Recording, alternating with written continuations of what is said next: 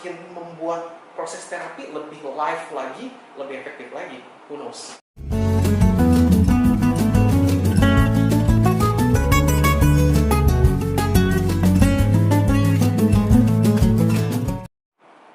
Kira-kira kalau misalkan dari sisi Buddhismenya gimana kok? Ketika metaverse hadir, bagaimana kita sebagai umat Buddha menyikapinya nih kok? Oke.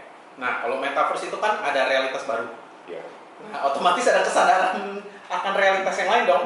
Nah, ini seru sebenarnya. Karena gini, selama ini kita tahu ada yang namanya kebenaran konvensional dan kebenaran yang hakiki. Yaitu kalau kebenaran konvensional itu maksudnya Kevin. Kevin ini kan kebenaran konvensional. Karena kalau dari segi kebenaran hakiki, Kevin itu nggak ada. Ya, itu Kevin itu ada karena disepakati ada. Karena orang tua kamu lahirin kamu, kasih nama Kevin, dan orang-orang sepakat menyebut kamu Kevin. Kalau tiba-tiba kamu jatuh, amit-amit, hilang ingatan, gak ada yang kenal kamu udah bukan Kevin. Iya. Kamu jadi orang lain. Ya itu oke, kebenaran konvensional, karena kesepakatan. Nah, metaverse kan based on itu. Kebenaran konvensional. Ya, kita sebut itu benar, karena orang lain mengakui. Ketika kita berada di metaverse, ya kita mesti bisa menyadari bahwa yang lagi kita jalani ini bukanlah realitas sesungguhnya. Ini realita digital. Ya mungkin kalau mau kita lebih mudah pahaminya, misalnya Instagram deh. Ya, kita punya kepribadian di account Instagram. Lalu suatu saat servernya Instagram down, Instagram lenyap. Otomatis kepribadian kita yang ada di Instagram lenyap dong. Iya, betul. Yang tersisa kepribadian kita yang di kenyataan saat ini dong. Nah, kita harus bisa memahami metaverse seperti itu juga. Ketika servernya down, otomatis kan yang sesungguhnya ada itu sebenarnya kita yang di sini, bukan kita yang di sana. Nah, itu yang harus kita bisa cerna tuh. Jangan sampai kita lebih asik mengurus kepribadian kita atau avatar kita di realitas yang cyber tersebut, lupa dengan realitas yang ada di sini, yang fisik ini. Berat nih. Ya, tapi intinya gitu. Kita mesti sadar bahwa avatar kita di dunia digital itu bergantung pada kondisi servernya mungkin, ya, atau koneksi internet deh. Kita nggak usah ngomongin server deh, servernya kuat, tapi kita nggak punya koneksi internetnya, kepribadian kita nggak ada dong. Ya, atau nggak bisa berjalan dengan lancar. Yes.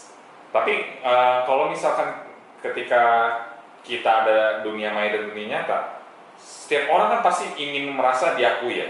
Dan ketika kita nggak bisa mendapatkan pengakuan di dunia nyata dan kita berhasil dapat pengakuan di dunia maya, pasti kita akan lebih fokus ke dunia maya kok. Oke. Nah itu benar. Jadi gini, nggak ada salahnya kita punya kepribadian yang kita mau bilang apa nih, kepribadian yang bagus, kepribadian yang terkenal ya di dunia maya.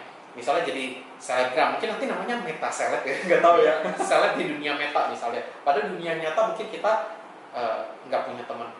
Nah, nggak apa-apa, tapi kita perlu tahu bahwa apa yang terjadi di dunia cyber. Misalnya kita lebih bagus nih di dunia cyber. Jangan lupa kita gunakan itu untuk meningkatkan kita yang dunia realitas fisik ini. Gitu. Jangan fokusnya ke sana, ini lupa. Jadikan itu kesempatan untuk misalnya kita di sana punya banyak teman. Ya, di dunia digital kita terkenal gitu, punya banyak teman. Kita jadi bawa pertemanan di dunia cyber itu ke dunia nyata. Dan kalau kita udah berteman akrab di dunia cyber, temanan di dunia nyata nggak gitu canggung dong kan, udah sering cacatan. Oke, jadi jangan jadikan itu sebagai utama, tapi jadikan itu sebagai kendaraan untuk diri kita di dunia nyata ya. Ya, karena secara psikologis yang real itu yang fisik. Walaupun secara Buddhis ini pun gak real, tapi itu kan beda konteks lah ya. Oke.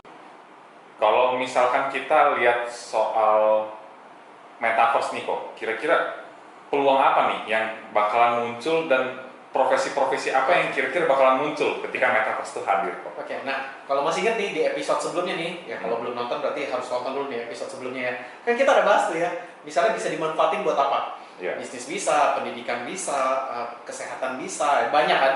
Nah dari sono banyak peluang sebenarnya. Ya peluangnya apa? Misalnya nih, kita ngomong yang basicnya dulu.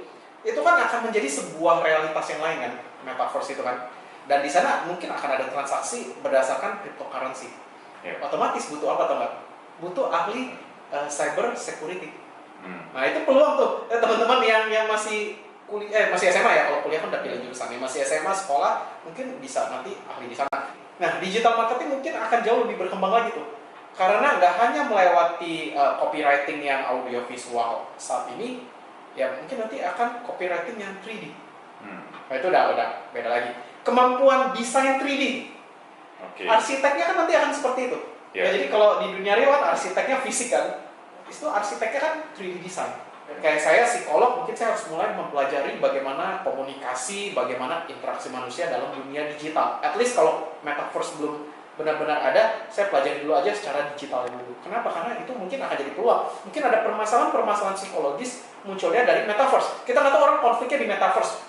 Penjelasannya gimana? Terjadi misalnya pemfitnahan misalnya di metaverse ya. Secara hukum itu gimana solusinya? Ya kayak dulu kalau di dunia internet belum ada yang namanya undang-undang pencemaran nama baiknya internet kan? Belakangan baru ada. Dulu hina orang di internet nggak kenapa-napa. Sekarang udah bisa dikasusin. Itu juga ahli hukum bisa kesana. Jadi banyak banget sih. Itu sebenarnya peluangnya banyak banget. Tinggal bagaimana nanti teman-teman harus, nah ini kalau kita bilang itu harus agile, harus lincah, harus tangkas, menyesuaikan diri dengan kebutuhan yang baru ini. Gitu. Dengan dunia metaverse, profesi seniman gimana menurut Koko? Wah, itu mah kepake banget lah. Ya, atau misalnya yang suka gambar, itu kan biasa lebih suka gambar secara konvensional. Dengan dunia metaverse, apakah itu akan kepake atau enggak? NFT? Oh iya, NFT ya bener ya. Gozali itu. Iya, Gozali foto gitu. Nah, tapi kan kalau Gozali kan, ya dia foto itu mungkin karena dia pertama laku. Kalau sekarang ngikutin foto-foto random itu mungkin nggak bisa. Tapi bagi desainer kan bisa bikin karya seni yang mungkin, saya nggak tahu ya bagaimana nanti orang-orang akan mengapresiasi karya seni ya secara digital, tapi bisa sesuai dengan apa yang akan diapresiasi. Nah, main di sana kan.